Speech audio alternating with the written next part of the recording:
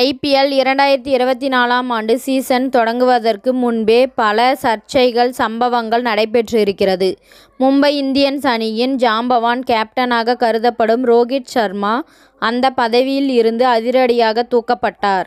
மேலும் குஜராத் அணியில் இருந்து ஹர்திக் பாண்டியா தற்போது மும்பை இந்தியன்ஸ் அணியின் கேப்டனாக நியமிக்கப்பட்டிருக்கிறார்.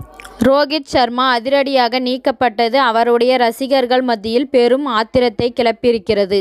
இதனால் ரோஹித் சர்மா இல்லாமல் மும்பை இந்தியன்ஸ் அணியின் பயிற்சியாளர் மார்க் பவுன்சர் ரோஹித் சர்மா நீக்கப்பட்டதற்கான காரணம் குறித்து முதல் முறையாக விளக்கம் அளித்திருக்கிறார்.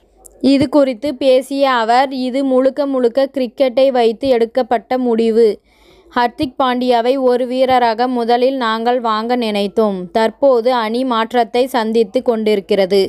அந்த காலகட்டத்தில்தான் நாங்கள் இருக்கிறோம். இதனால் தான் நாங்கள் புதிய கேப்டனை நியமிக்கும் இந்த முடிவுக்கு பின்னால் இருக்கும் விஷயங்களை யாருமே கண்டுகொள்ள மாட்டார்கள்.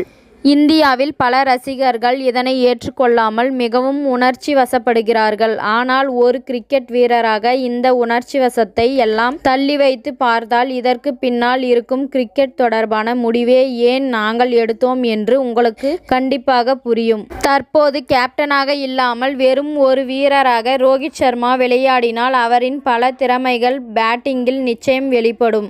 ரோஹித் சர்மா தற்போது களத்திற்கு சென்று எந்த நெருக்கடியும் இல்லாமல் மகிழ்ச்சியாக இருந்து ரன்களை சேர்க்க வேண்டும். அதுதான் முக்கியம். ரோஹித் சர்மா ஒரு மிக சிறந்த நபர். மேலும் அவர் மும்பை இந்தியன்ஸ் அணிக்காக பல ஆண்டு காலம் சிறப்பாக கேப்டன்ஷிப் செய்திருக்கிறார். மேலும் அவர் இந்திய அணிக்காக அனைத்து விதமான கிரிக்கெட்டிலும் தலைமை தாங்குகிறார். அவர் எங்கு சென்றாலும் அவரை கேமரா பின் தொடர்ந்து வருகிறது. அந்த அளவுக்கு அவர் பிஸியாக இருக்கிறார். கடந்த 2 சீசன்களாக அவர் போட்டிகளில் சரியாக ஜொலிக்கவில்லை. ஆனால் கேப்டனாக நன்றாகவே செயல்பட்டு இருக்கிறார்.